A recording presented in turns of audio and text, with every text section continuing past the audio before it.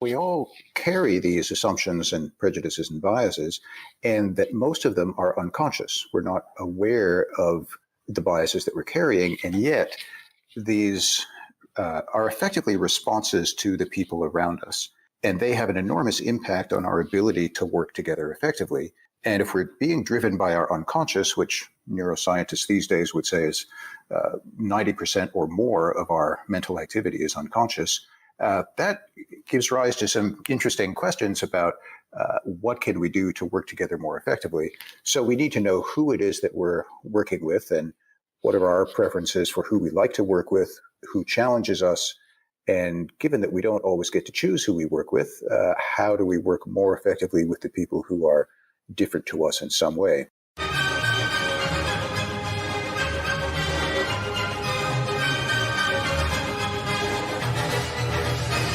So you're a smart business committed to innovation, to service and to modern marketing, and you're asking, what's next?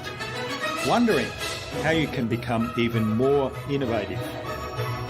My name is Jürgen Strauss from InnovaBuzz, and this is the InnovaBuzz podcast, where we share all kinds of tips, advice and interview guests on all things innovation and leadership in modern marketing. Hi there, Innovator. It's great to be back with another episode. I hope you've had an awesome week so far.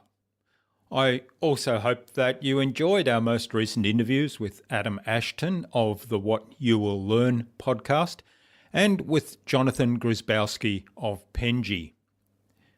I'm really excited today to have as my guest on the InnovaBuzz podcast from just near me in Melbourne, Australia, Duncan Smith, who's an organisational consultant and one of the leading practitioners in the area of diversity and inclusion. Duncan's core business is helping leaders work more effectively and make better decisions, helping business leaders increase their capacity to build trust, to hold open and honest conversations, to make more inclusive decisions, and to build high-functioning teams using the power of diversity to solve problems, and also building stronger working relationships across lines of difference. Duncan has worked in 24 countries on 4 continents throughout the world, and now through ADC Associates, his company works with a global network of diversity and inclusion practitioners in 19 countries. So he definitely is exposed to lots of different cultures and environments. On his website, Duncan states succinctly that he helps people work together better. Today's episode is brought to you by the Transformational Marketing Hub, where you'll find a host of free and exceptionally useful information to help you transform your marketing.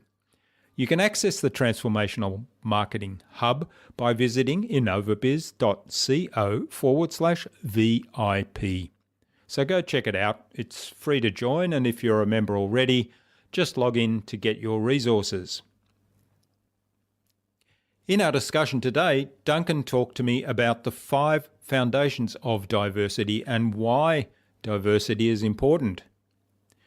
He talked to me about how a focus on self-awareness of your own culture, of your own situation, or your own privilege can help you embrace diversity. And he outlined his why, who, how framework for diversity and how it applies to innovation.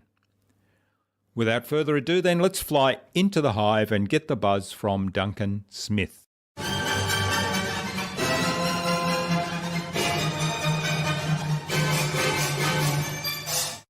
Hi, I'm your host Jürgen Strauss from InnovaBuzz, and I'm really excited to welcome to the InnovaBuzz podcast today, all the way from the other side of Melbourne, Australia, in a beautiful little town in the Dandenong Ranges, Duncan Smith, who's an organisational consultant and one of the leading practitioners in the area of diversity and inclusion. Welcome to the podcast, Duncan. It's a great privilege to have you as my guest. Thank you, Jürgen. It's good to be with you. Dr. Tom Verghese, who was our guest on episode 176 of the InnovaBuzz podcast, suggested that we interview you, Duncan. So a big hello to Tom. Now, on your website, you state that you help people work together better. Now, I love how simple and clear that is, and yet diversity and culture and getting people to work together can be, not so simple. So I'm really looking forward to exploring those topics a lot more today and getting some insights from you. But before we start talking about all things diversity and leadership and high functioning teams, I'm interested a little bit more about your background. It turns out in our pre-conversation that you actually lived in a little town in Germany very close to where I was living, and it might well have been at the same time. We didn't explore the timeline. But give us a bit of background to how you got to where you are today and what some of the pivotal moments in that journey were. Well, it's interesting looking back on my work history and life history, thinking about the work that I do now. It all makes sense in hindsight. At the time, it wasn't necessarily obvious.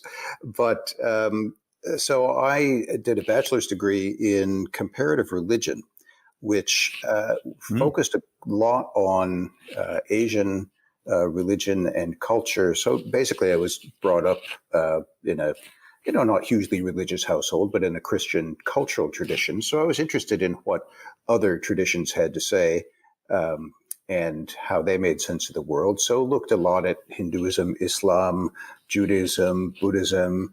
And as part of that study, of course, you have to study the cultural context that these religions come out of. I then got my first job out of what Americans call college or university, working for an American company in Europe, which is what took me to Germany. So I had the opportunity to work all over Europe and really see different cultures in action and how they differed and how people interacted between cultures, cultural assumptions, certainly coming out of United States culture. What were some of the assumptions that were different from the cultures I was working in? I eventually went back to the US and got involved in looking at how technology, in particular media, were used in communication, sales, and marketing, got into audiovisual production, wound up running a computer education center at the Museum of Science in Boston, which is where I'm from originally. And then wound up at a large technology company, Digital Equipment Corporation, which at the time, Digital and IBM were the two big computer companies in the world. Digital no longer exists. Obviously, IBM does, but Digital eventually got merged with and taken over by Compaq, which eventually got taken over by Hewlett-Packard. But while I was at Digital, I was in an internal leadership development program. And I also went back to school and did a master's in education looking at organizational behavior and adult learning.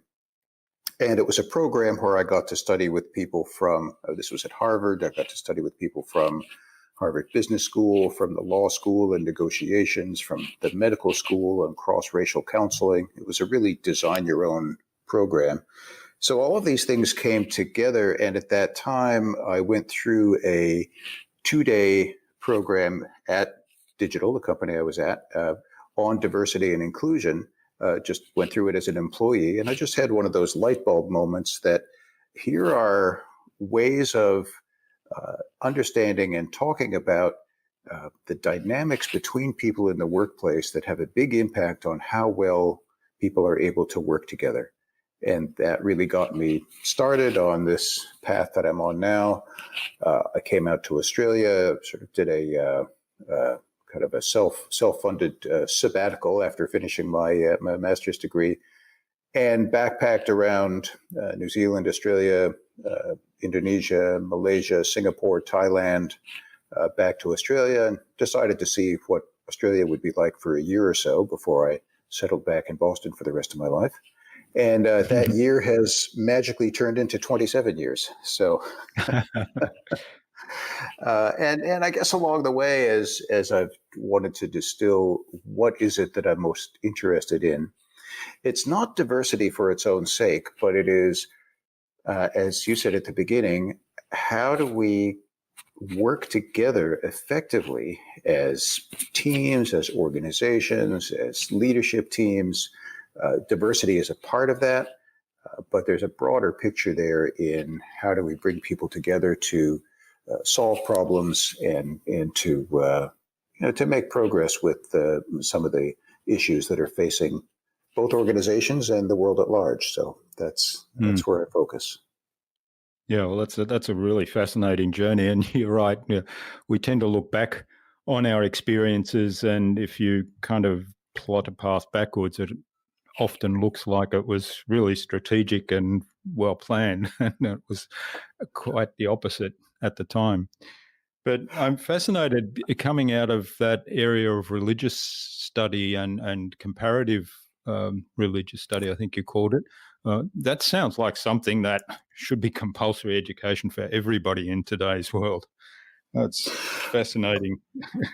Well, it is fascinating, and it's the sort of thing at the time, classic American style liberal arts education, not designed for a specific career. So I didn't have any intentions of going into any sort of religious profession, but it was just an interesting thing to look at. And of course, now religion is fairly topical in a lot of ways. But the thing that it helped me to understand is, and in fact, this is what I focused on in my thesis for that degree, was that I draw a clear distinction between religion and spirituality.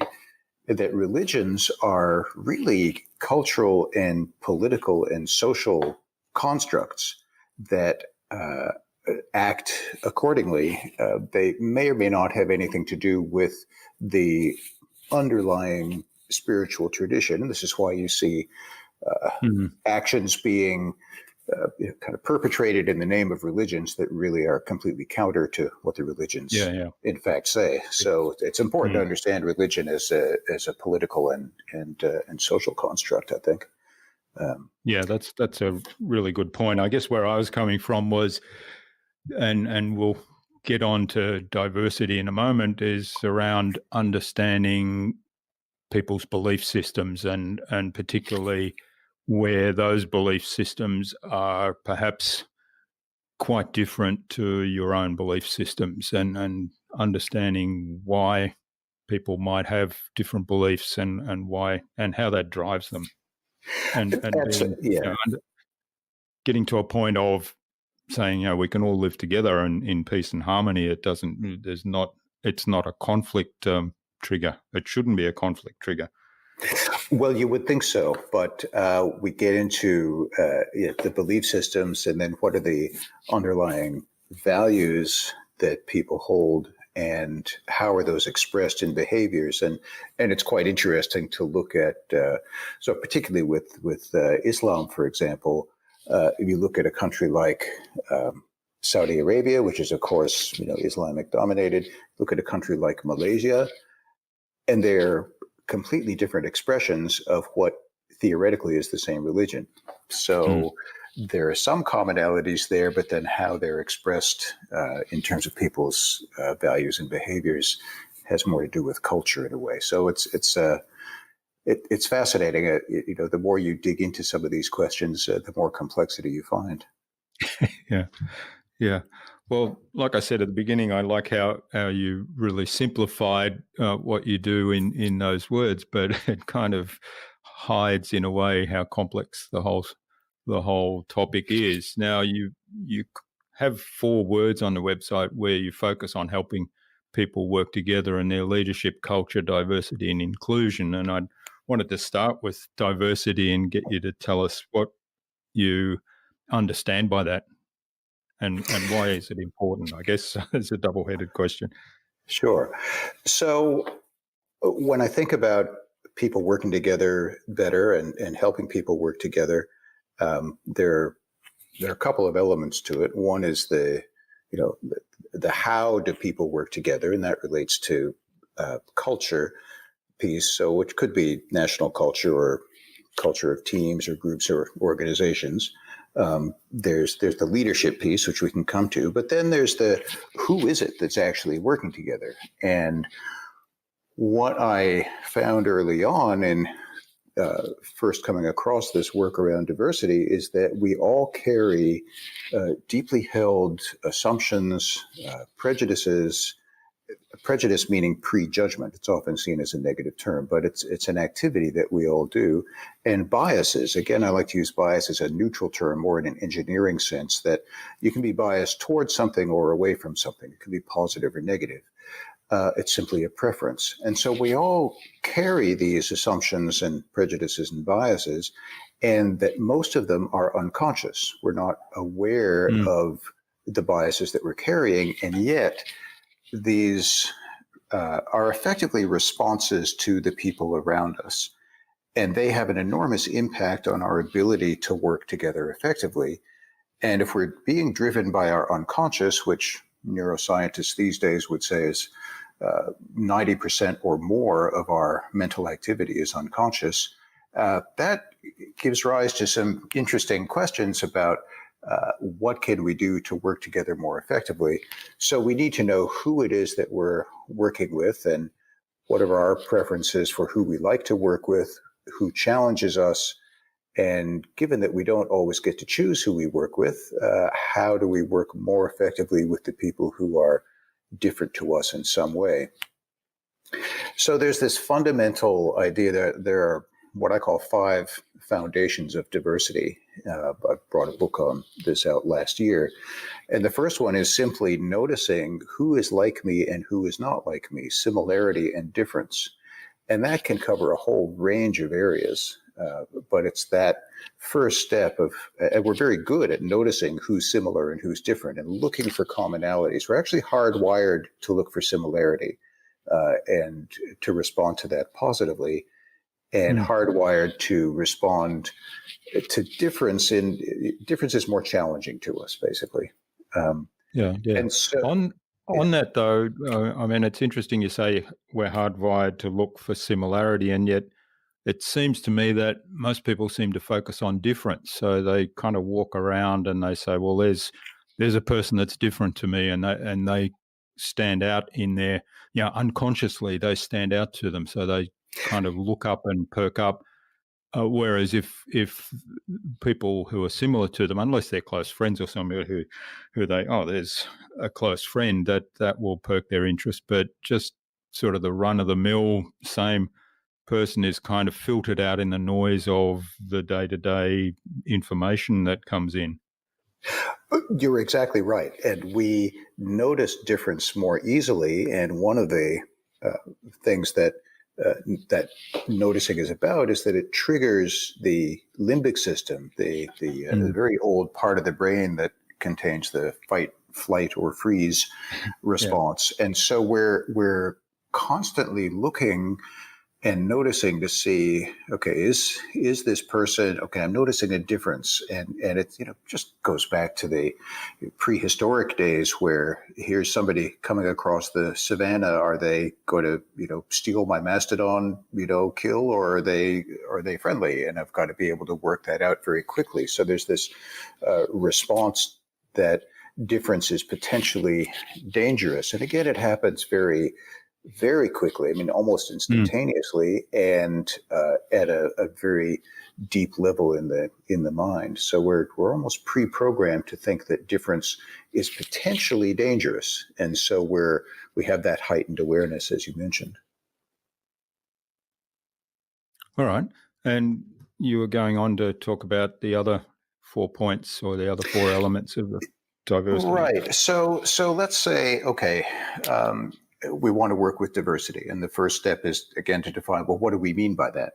So if we're looking at some particular aspect of similarity and difference, or us and them, as I sometimes describe it, step 1 is to say, well, what do we want to work with? And depending on what country you're in, the topical areas tend to vary. So in Australia, for example, in the private sector, if you say diversity, most people think gender, which is actually code for women.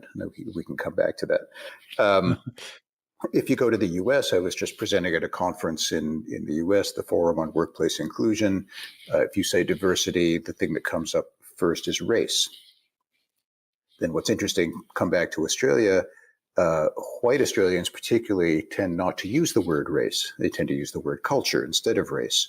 And so context makes a big difference. But anyway, so let's decide we're going to work with a particular aspect of diversity, and let's pick gender as an example. So, okay, gender, I say it's code for women, but actually both men and women have gender, and so to me it's important to look at it systemically.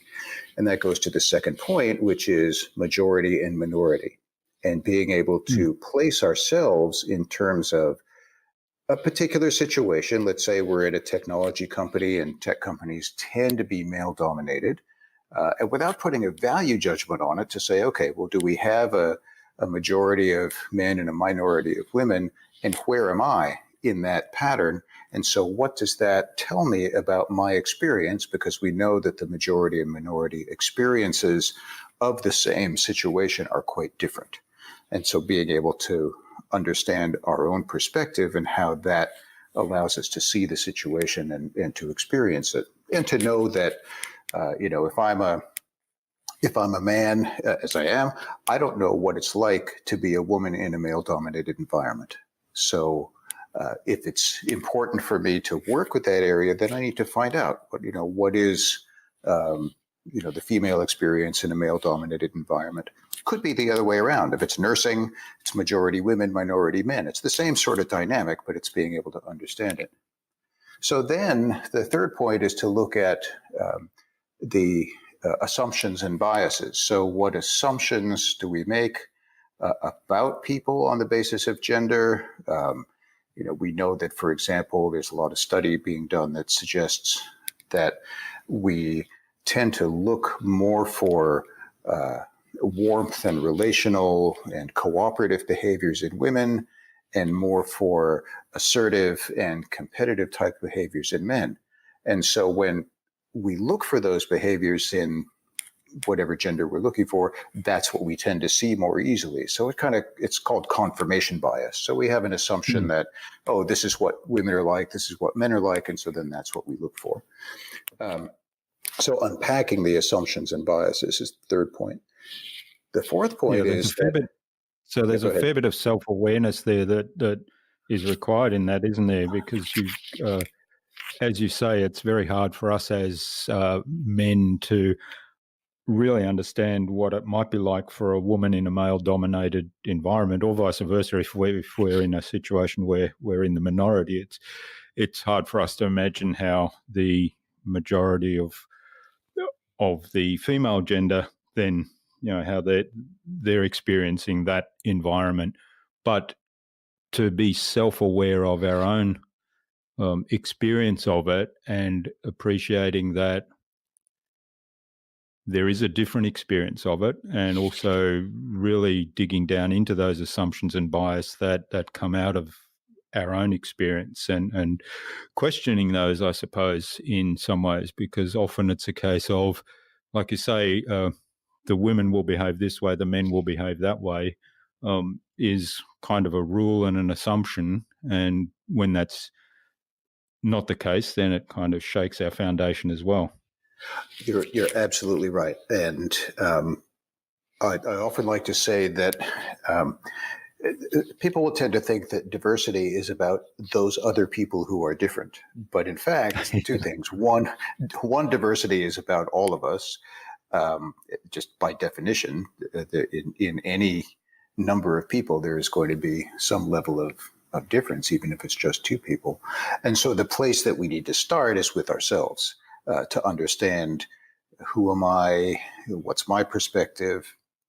And I do this with any aspect of diversity, particularly with cultural diversity. Often we think, we need to learn about those other cultures who are different.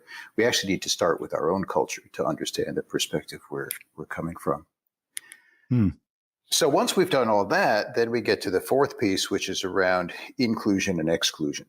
Because based on those understandings of who's like me, who's not like me, what's the majority and minority, what are the assumptions and the biases, there's going to be a level at which some people are included more naturally and some people are excluded more.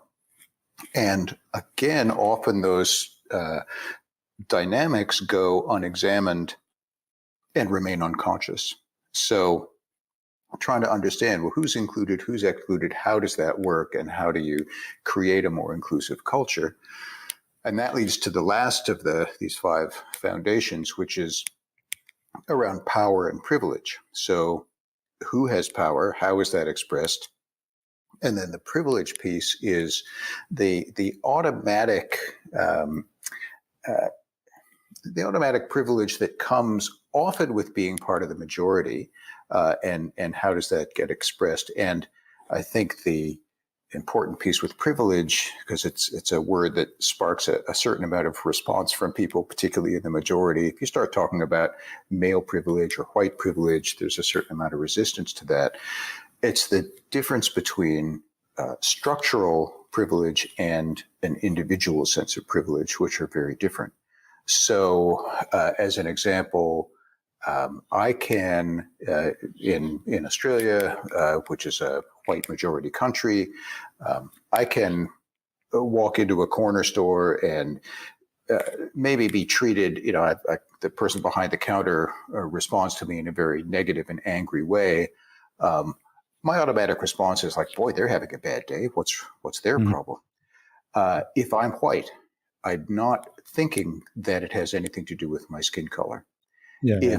If I'm a person of a different skin color, minority skin color, and I walk in and the same thing happens, then, I don't know. Is it because this person is racist? Is it because they're having a bad day? And so it's a much more complex equation that I have to deal with. So if I'm white in that situation, I have automatic privilege. I don't have to think about my skin color because I'm in the majority. So again, that's structural privilege. It's not a sense of I'm walking around feeling privileged all the time. So those and that comes back a little bit to the assumptions that you talked about earlier, doesn't it? Because there's a behavior, and we then have a choice of how we respond to it, and we kind of respond to it depending on the meaning we associate to that behavior, which is an assumption. Correct. So then, it comes back to, with all these 5 foundations, there's something that comes before them, which is, why would we look at this in the first place? And that's where I come back to helping people to work together better and more effectively. And so what I learned getting involved in the diversity and inclusion, or as it's now often called, diversity, equity, and inclusion area, was that it's something that enables people to work together better if you understand it and are able to work with it. And there's an analogy here that I'll draw with having done work with some of the large resources companies, oil and gas or mining.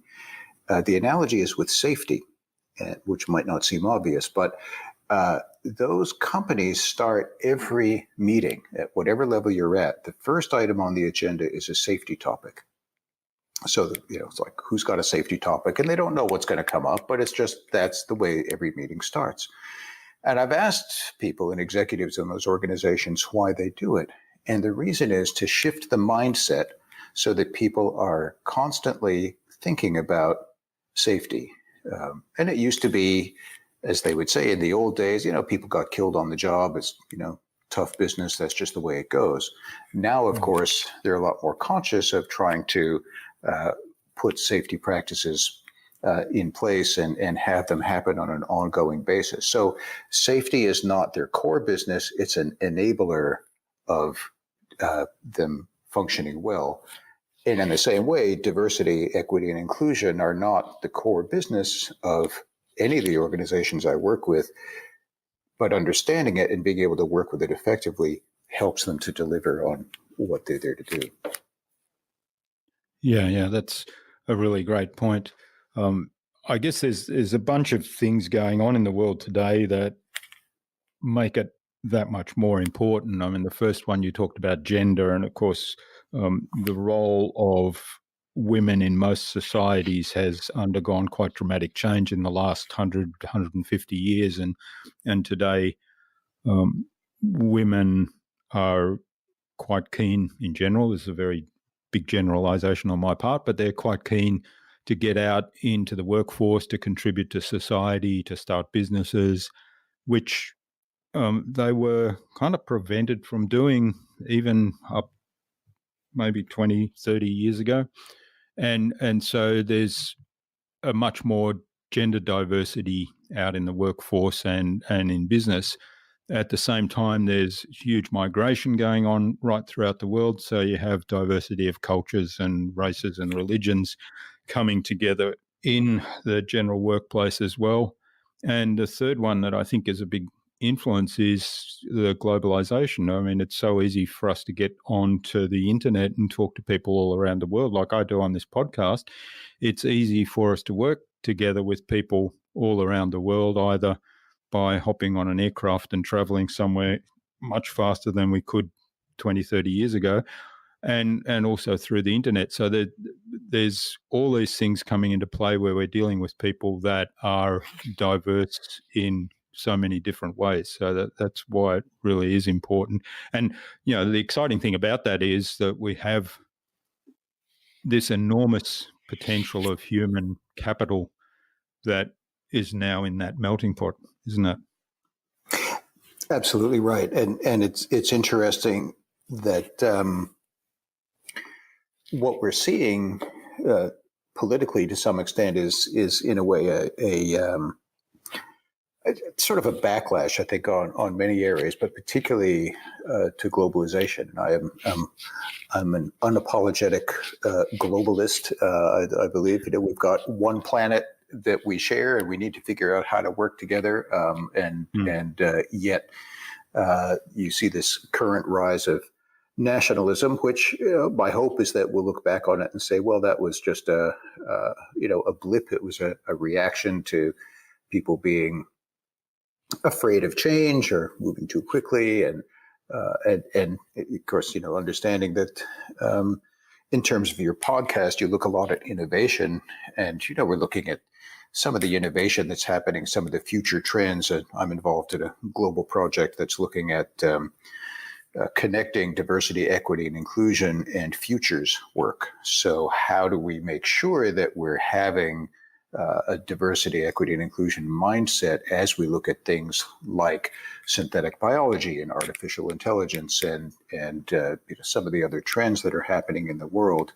And I think to some extent it's natural that there's a resistance to change, and maybe for some people globalization was moving too quickly. But I like to think that we'll get over this resistance and continue with this kind of global interconnectedness, which we have, as you described. Now, you've worked in, I think, 24 countries on 4 continents, and through ADC Associates, your company, you've got a network in 19 different countries. So I'm curious about some of the challenges you've encountered working across those countries and with people in different cultures and backgrounds. Some of the challenges. Well, look, I think the biggest challenge that I find is that, like everyone else, I have my own cultural programming, the things that make sense to me. And when you spoke to Tom Vergas, he may have talked about this idea of cultural programming, of the things that we're brought up just understanding this is how the world works. And the biggest challenge is then to understand what's my cultural programming, and so how am I responding to different situations, and can I be open to the fact that other people see the world very differently. So 3 weeks ago, I was working in India. Then 2 weeks ago, I was back in Australia. And last week, I was in the US. And so each one of those cultures are quite different. And so the challenge is being able to stay, I think, open and curious, and also to be willing to I guess, allow yourself to make mistakes and not always get it right, but then to have the capacity to reflect on, what's happening here, and to be able to engage with people in other cultures to understand more how they're coming at things. What's interesting is that for any of us, we have our cultural programming, and often we don't know what it is until we come up against another culture. So just because someone is from another culture doesn't necessarily mean they have the capacity to understand, or that they consciously understand what their own cultural programming is. I'll give you a funny example of that, which actually happened in the U.S. a number of years ago when I was at a diversity conference and in a session where we were looking at race issues, and we were paired up with other people in the workshop, and of someone from a different race. So I was working with an African American woman who's actually from the Army in uniform, and her first question to me was, "So, Duncan, what's it like to be white?" And right, exactly. That was, I sort of stopped and thought, wow. I don't know. I've never actually thought about it. And her point was, exactly. I mean, there's an aspect of privilege. You don't have to think about it.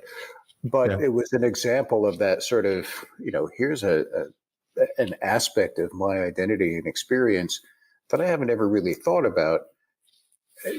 I have to say that question led to quite a long conversation. And in some ways that, it continues to be part of my work. But you could say the same thing about, what's it like to be male, or what's it like to be whatever you are. So I think the challenge is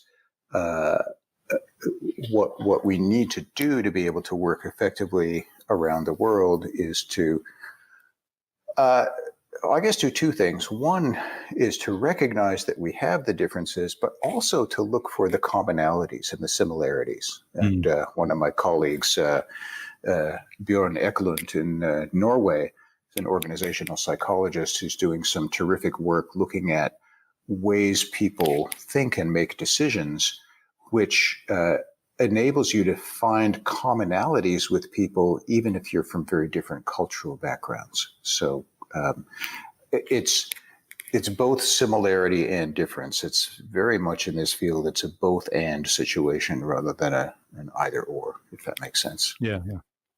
Yeah, that's a great example. And it's a very confronting question, isn't it? Because, like you said, in situations or in the privileged position of a white male in a white-dominated society, you probably have never thought about that deeply before.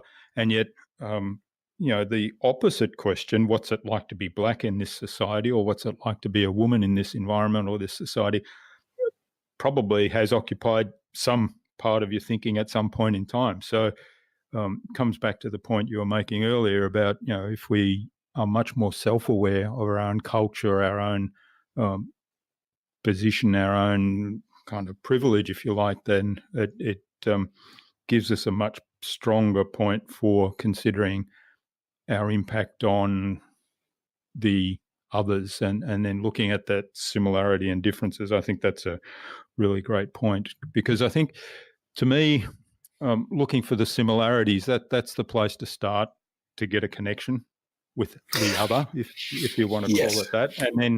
And then the differences is the exciting stuff, really, for me, because if you're curious about, well, how do you do this, or how do you think about this, gives you a totally new perspective, which if we're just encapsulated in our own little world and our own little bubble, kind of lacks excitement for me.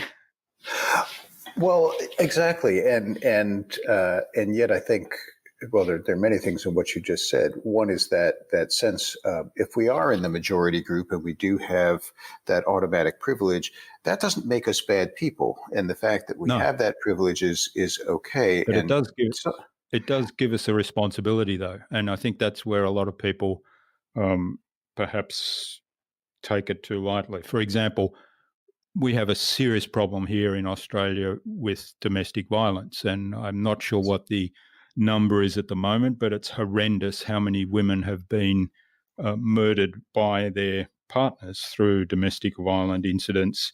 And as a man, I think, I have a responsibility there to do something to change that situation. Yeah. I mean, it's tough. I don't know what to Yeah, do about it, yeah, yeah, but it's just an example of, I can't say, well, that's not my problem because I'm not a violent person. I don't mistreat my wife or my partner. yeah. But I still, being in that position of privilege, I still feel I have a sense of responsibility to do what I can to influence a change there. Well, and that's very well expressed, and I very much agree with you. And I think it comes back for me to, in any of these areas, when we're looking at diversity in any aspect, if we're looking at culture, if we're in that majority group, the group that has more privilege and more power, there is that question of um, why would I want to wake up to this? And sometimes we wake up to it because we have to. We're confronted with something, but um, I think there is that.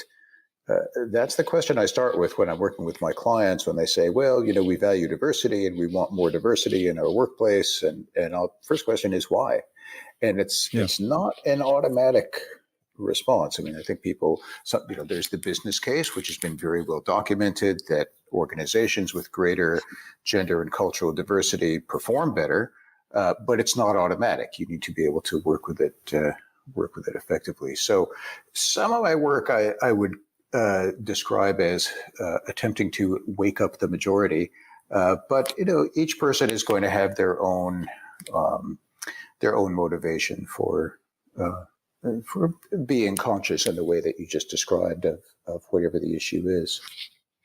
Hmm. Yeah, it's a fascinating subject. So, in terms of a company culture that supports diversity, how do you go about kind of structuring a culture like that, or tackling a culture that maybe doesn't, and as a result is a little bit toxic for some people? Right. I guess you talked about starting with why. Why do you want diversity? That's probably a really good place to start. Mm. It is, and there needs to be more than the business case, because the numbers themselves, while you can demonstrate it, it's not an instant sort of fix. It's like, oh, if we add more diversity, our numbers are going to go up immediately. It's Mm. really more of a longer term fix in a way.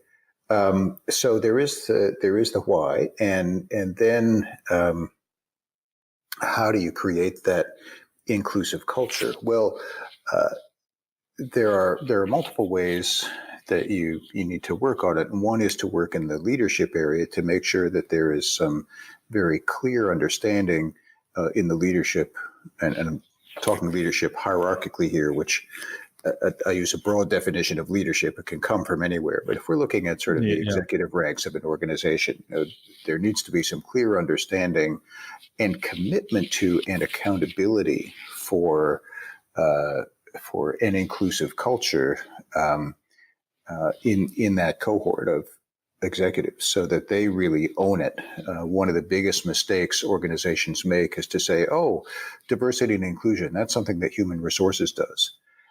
And that's a sure way to make sure that it's not going to happen. Mm. Honestly, with all due respect to the many human resources professionals out there who have responsibility for diversity, best thing you can do is to set it up as uh, a separate structure, separate activity within the organization. So in the US, for example, in the UK, there's a function called Chief Diversity Officer, which is part of the C-suite, but not part of human resources, reporting directly to the CEO or managing director. So really seen as a separate kind of integral part of the functioning of the organization.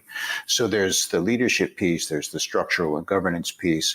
There is a certain amount of learning and education that needs to happen, so people just understand the basic concepts. There's a whole measurement area. How do you track progress? What is it you're trying to measure? How do you know that you're being successful?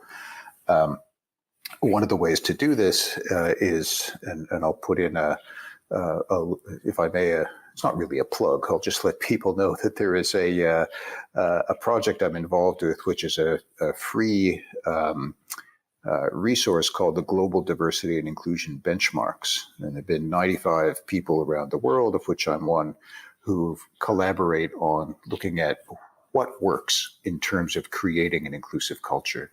And we've now been doing this for over 10 years and are committed to making the resource freely available for organizations. And so there are many aspects of looking at how an inclusive culture works, and how do you measure it, and how do you know that you're moving in the direction that you want to move in. And it's interesting because sometimes, I'll just say, sometimes people think, okay, well, we do diversity training, but that doesn't necessarily work. And I heard a great comment recently. It is, is diversity training effective? And the comment was made, that's like asking, are restaurants good? Some of them are, some of them aren't. Diversity training can be effective, but not by itself. So you need a really systemic approach to changing the culture of the organization. And for that, you need the leadership to be behind it.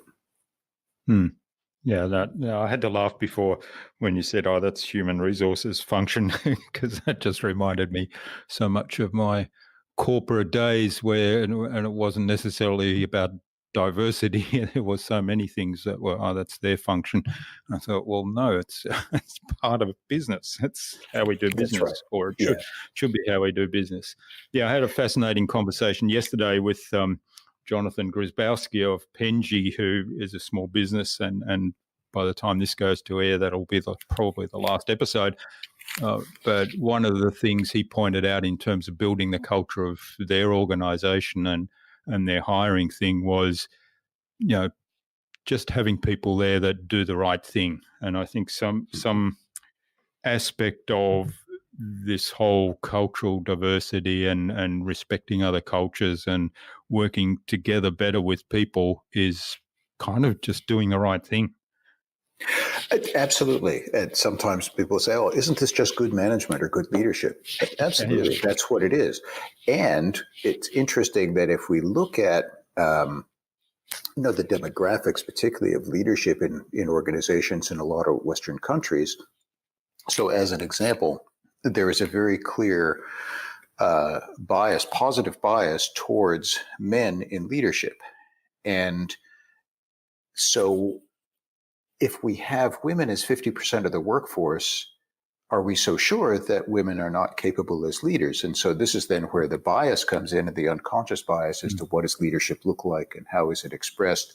And as you said before, this is starting to change, and we still have a ways to go. I think the World Economic Forum, looking at the gender gap in terms of politics, political representation, education, health, and there's a fourth aspect to it. In terms of closing that gap between men and women, we're looking at currently globally at about 180 years before we get some kind of parity. Now that's down from a little over 300 years about 20 years ago. So we're moving in the right direction, but still there are these inbuilt biases. So if we want to be effective in this area, we do need to understand that, it's just good management, but then these aspects of identity and diversity affect how we express that good management or good leadership. Yeah, it's fascinating. And like you say, 180 years is still a long time, even though the number has decreased recently. And the whole aspect is actually, the whole aspect of that gender equality is actually quite complex, and it's certainly in the public arena very visible in politics pretty well across all the countries that I'm aware of. It is increasingly visible, and yet it's interesting. There's still a lot of quite powerful biases in place. And there's a lot of backlash because if if you believe that the playing field has been level, then, which it hasn't, then when people are making attempts to level the playing field, if you've been on the sort of, the group that's had more automatic privilege, let's say on the basis of gender, it's easy to feel as though you're losing something. Whereas the way I look at it is that actually, if women are gaining, like we all gain. So, for example, the whole idea of flexible work-life balance, which I'm not sure that such a thing exists, but now we talk more about flexibility.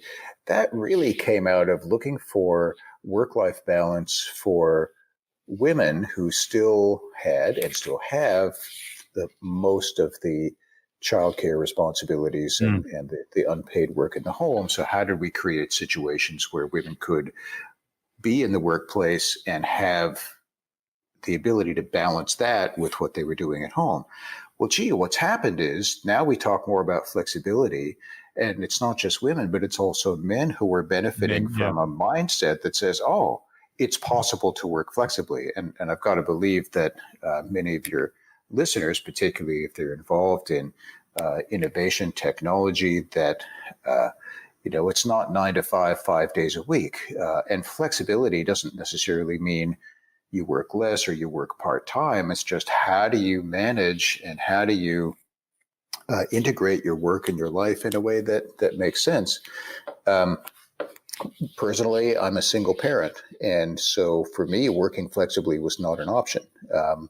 And yet, often there is the assumption that, flexible work, that's more for women than it is for men. And, men don't take up the option. So there's an area where a focus originally on women has actually benefited everybody. And I think that's very much the case.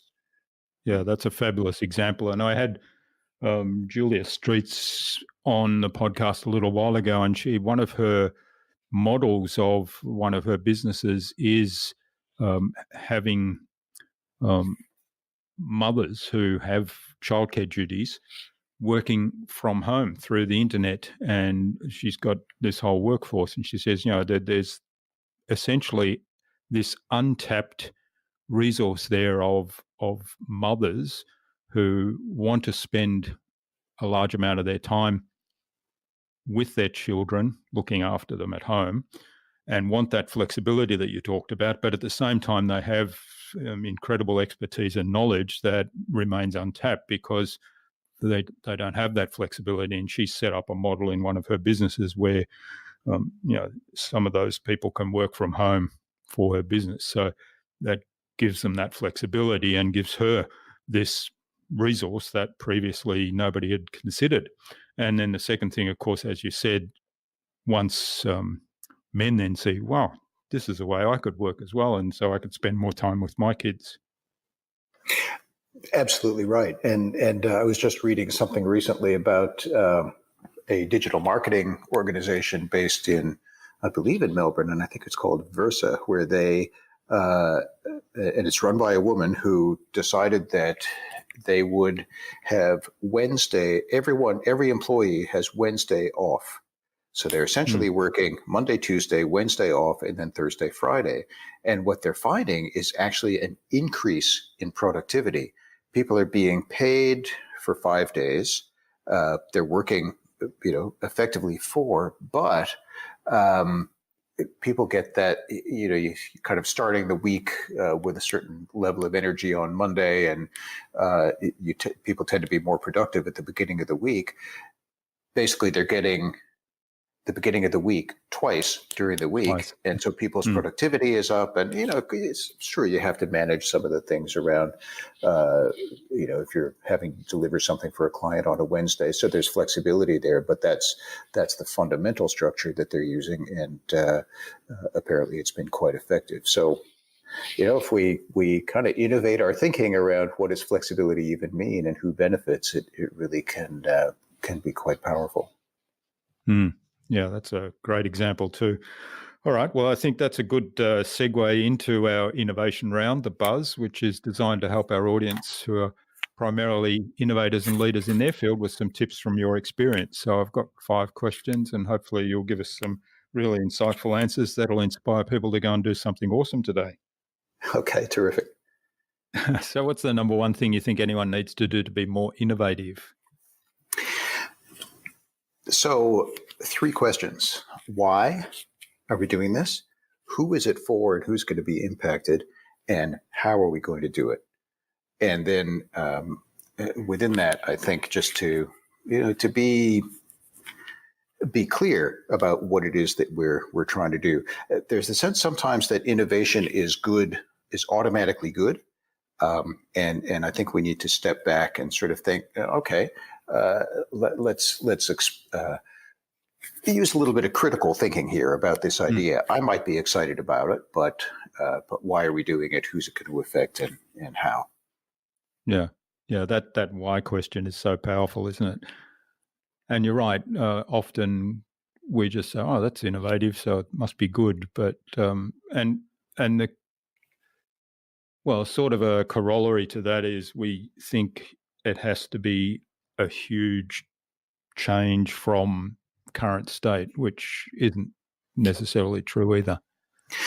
I agree with that. And the other thing I would say about being innovative is to, it might seem counterintuitive, but to be grounded, to be very kind of solid and very clear about what it is that you're doing and where you're coming from. So, in my work, in a way, the innovation, which was these 5 foundations of diversity, was to go back to, because I was looking at lots of new stuff coming out in the field, and I thought, hang on a minute, what are the things that you absolutely need to be thinking about that will work across cultures, across countries, across sectors?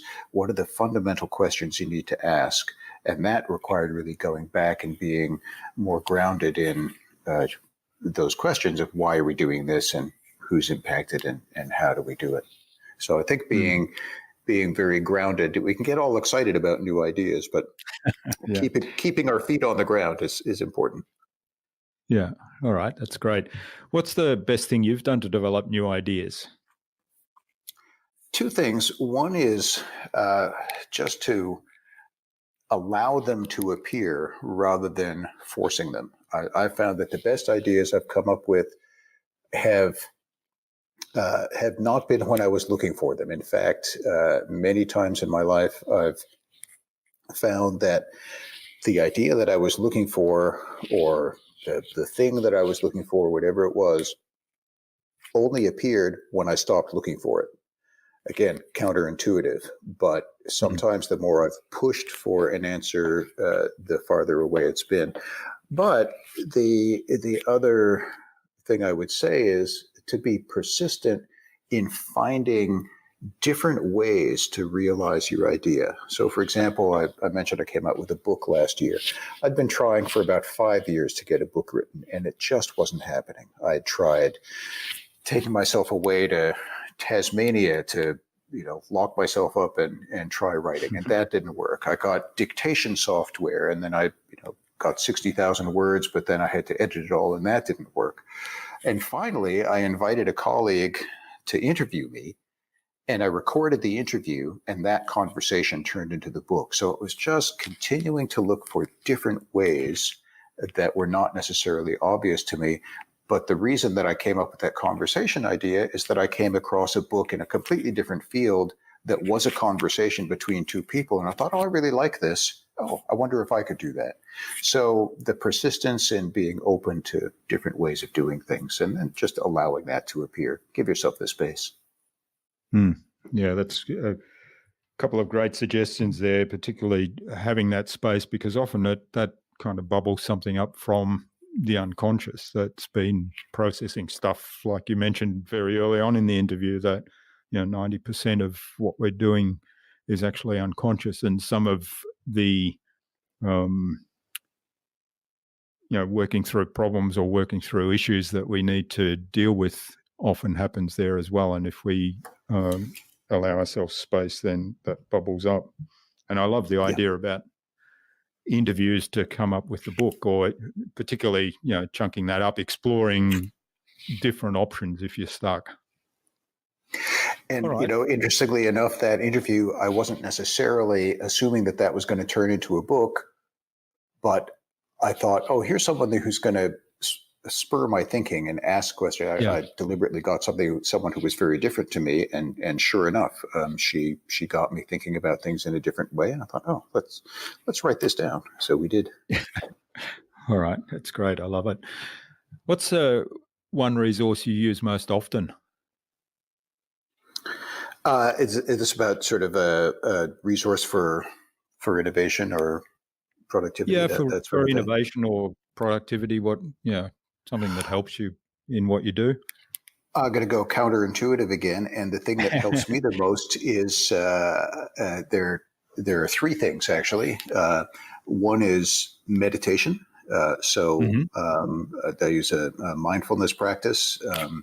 The other is getting out into nature and getting completely away from whatever it is that I'm thinking about, and just getting absorbed in and being in the natural world and just taking that in. And the third is exercise, physical exercise. So those three in combination, I know are going to put me into a receptive space where I'm going to be able to be more productive and follow through on ideas. And again, it's counterintuitive because it almost seems like I'm getting away from Mm. thinking about new things, but that's what enables the innovation to come up in my experience. Yeah. Well, I have had a lot of guests talk about meditation and getting out into a different environment and also exercise. And I know certainly, I mean, I'm not into meditation as such, but getting out into nature and exercise, that certainly is big for me. And I find that that's where I get a lot of my ideas. It's Along interesting. with, Yeah, I mean the meditation piece. I think more and more people are becoming interested in it, not as a spiritual practice necessarily, but Mm. as a way of simply um, quieting the mind, but also noticing what it is that you're thinking. Because our minds tend to be pretty busy most of the time, and to be able to that's right. stop and just notice, oh, there's a thought, um, and it could be a useful one. So. Mm. All right. What's the best way to keep a project on track? I think it's important to know how you work and how your client works, and to accept your natural style of working. Push yourself to some extent when you need to, but I find that I'm more productive when uh, I understand that. So, for example, some of your listeners may be familiar with the Myers-Briggs type indicator, Mm. and on that, in that system, I would be described as someone who is pressure prompted. So I like to get things done, but I tend to uh, let a certain amount of pressure build, like a deadline is looming, like, oh, I have to prepare the questions for this podcast. Hey, that's tomorrow. I'd better do that. I actually know that I work more effectively and in a more focused way when I have a certain level of pressure that's built up. And so I've become a lot more accepting oh, look, I know that podcast is coming. I need to prepare for that. But, oh, it's a few days away. And so I just kind of let it go and not worry about it, knowing that the pressure will, in the right time, I will get prepared. Now, a number of my clients work in very different ways. So it's really understanding how you work, how they work, accepting both of those and being able to make the appropriate adjustments. Mm. Yeah, that's a great tip, and I like the idea of it comes back to this self-awareness thing, doesn't it? Which is kind of a message that's been coming through the cultural discussion we've had. Yeah, that's definitely a bias that I have. It's around self-awareness and developing your own competence as an individual. It's like if you want to change the world, you need to change yourself. So you That's gotta right, know who you are. So yeah. because that's what you're in control of. Hmm.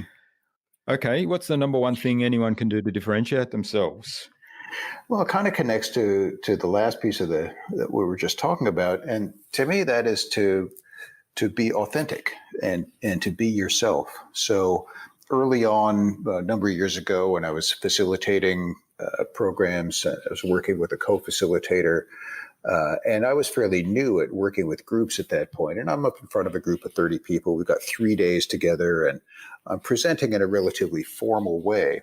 And my co-presenter, who had a lot more experience, said to me, and she was watching the group, very skilled at this. And she said, Duncan, the group responds to you a lot better when you're just yourself. Just be who you are. Now, it took me a while to actually be able to do that, to step out of the role of presenter and just be with the group in an authentic way. But I think people respond well to that. I've seen so many people who do presenting or public speaking, and it's very stiff, it's very formal. They're clearly reading from a script. And if they just step away from that and are just themselves and just kind of like, well, this is who I am, people relate to a lot better. That could be in public speaking. It could be in leading a team within an organization, leading a design team, just to allow yourself to not play a particular role, like this is what a team leader is. Just be yourself, be clear about what it is you're trying to achieve, and then just be authentic. And I think that's for all of us. That we're all unique individuals, and we bring our full selves to work, and I think everybody benefits, especially ourselves. Yeah. That's a great example of being yourself and how it actually impacts on the relationship you have with other people. Yeah. All right. Well, thanks for getting us through the buzz. This has been really great, Duncan. I've really enjoyed this conversation. I could keep going on and digging into this topic more and more. As I've said a few times throughout it, it's quite a complex topic and a big topic. So where can people reach out and find out more about you, find out about your book, and also even say thank you for what you shared today? So people are welcome to go onto my website, which is www.adc-assoc.com. So it's ADC Associates, so adc-assoc.com. People are welcome to email me at dsmith@adc-assoc.com. I'm on LinkedIn as well, Duncan Smith, ADC Associates. People will be able to find me there. So if people have questions, they're very welcome to follow up. All right, great. And we'll have links to those in the show notes so people can click through. Now, what's the number one piece of advice you'd give to any business owner who wants to be a leader in their field and in innovation? I would say to be true to your own values, to know what it is that you're wanting to achieve in the world, and stay true to that, and not to be too swayed or too distracted by trends that seem exciting at the time, but just to stay grounded and clear about what it is that you're trying to do. So again, a little bit counterintuitive, but I think we make more progress in the future when we keep grounded in the present. Yeah, and I think I've said this before on this podcast quite often, that the power of focus is actually very strong. So being true to the values and being focused on what you're trying to achieve then really gives you that. All right. Look, it's taken me a while to come up with, working in this field for a while. It's like, what is it that I'm actually trying to do? And that idea of helping people to work together better. It took a while, and it seems simple, but it's really helpful to have something that's quite clear, that's values driven, that you can come back to and say, this is what I'm on about. And that definitely helps you keep going. Yeah, and of course, there's fine tuning of that all the time, isn't there? In terms of, you talked about don't jump to new things all the time, but there are new ways and new possibilities of achieving what you're setting out to achieve. So absolutely, we talked about that early on in the innovation round. All right, finally then, Duncan, who would you like me to interview on a future InnovaBuzz podcast, and why? Wow, that's the place in the preparation for this where I drew a little bit of a blank. So I'm going to need to come back to you on that one. Think about it. I maybe get some ideas from you as to what would be most useful for your listeners, because I have a wide-ranging network around the world, and So maybe you and I could have a bit more of a conversation about what would be most valuable for your listeners, and I'll narrow down my long list of possible names to Okay. one or two that would be most useful to you, I think. Excellent. Okay, well, we'll have that conversation later on. So thanks so much for sharing your time and your insights with us on the InnovaBuzz podcast today. I've really enjoyed this. It's been a great conversation. I've learnt quite a bit. There's a lot of challenging aspects to cultural diversity and dealing with that in a way that benefits everyone. But I think it's a hugely important topic. So thanks for spending time with me talking about it today. I wish you all the best for the future, and let's keep in touch. Thanks very much, Jürgen. It's been great to be with you.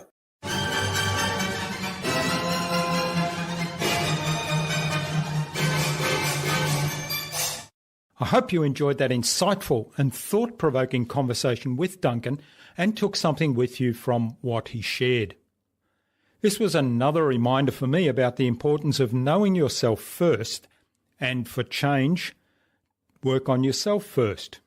So make your change on yourself first. In this case, to help people work together better through embracing diversity. I'd love to know what you took away from Duncan's interview. Leave a comment below the blog post, which you can find at innovabiz.co/Duncan Smith. That is DUNCANSMITH. All lowercase, all one word, innovabiz.co/Duncan Smith. You'll also find contact information for getting in touch with Duncan there, as well as links to the ADC website, to Duncan's audio series, his videos, and his books, Foundations of Diversity. Duncan suggested we interview Beck Lloyd of Rowboat on a future InnovaBuzz podcast. So Beck, keep an eye on your inbox for an invitation from us to the InnovaBuzz podcast, courtesy of Duncan Smith. Finally, I'd like to give a shout out to the Investor Boy from the USA for his review of the InnovaBuzz podcast. He says, incredible guest and great host. Love, love, love what they've been doing. Yes, he did use the word love 3 times. I've been listening for a couple of episodes and I'm hooked. Thank you, Investor Boy. I really appreciate that, and I'm glad you enjoyed those episodes. I hope that other episodes you've listened to in the meantime, that the guests have also provided you with great value. I'm sure they have. Remember to visit innovabiz.co/VIP to access the Transformational Marketing Hub and all its free and exceptionally useful information to help you transform your marketing. Also, check out our Tales of Marketing Transformation show at talesofmarketingtransformation.com, where each episode will provide one valuable message to guide you on your journey of marketing transformation. And of course, tune in again next week. We've got some more fantastic guests lined up, including Leanne Hughes of First Time Facilitator and Deb Farnworth Wood, the founder of Australian Skin Clinics. Stay connected. Subscribe to the InnovaBuzz podcast so you'll make sure you'll never miss another episode. Head on over to innovabiz.co/subscribe. We'd also love you to leave us a review, because what you think matters to us. Take some of the ideas you've heard today and apply them in your business. Any thoughts, ideas, suggestions or questions, then share them in the comments below the blog post. And remember, if you want to get better marketing results than you ever have, join our fantastic Facebook community at the Tales of Marketing Transformation Facebook group. All you have to do is go to innovabiz.co/TMA. It's free to join. I hope to see you there soon. Until next time, I'm Jürgen Strauss from InnovaBiz. Remember to be awesome and keep innovating.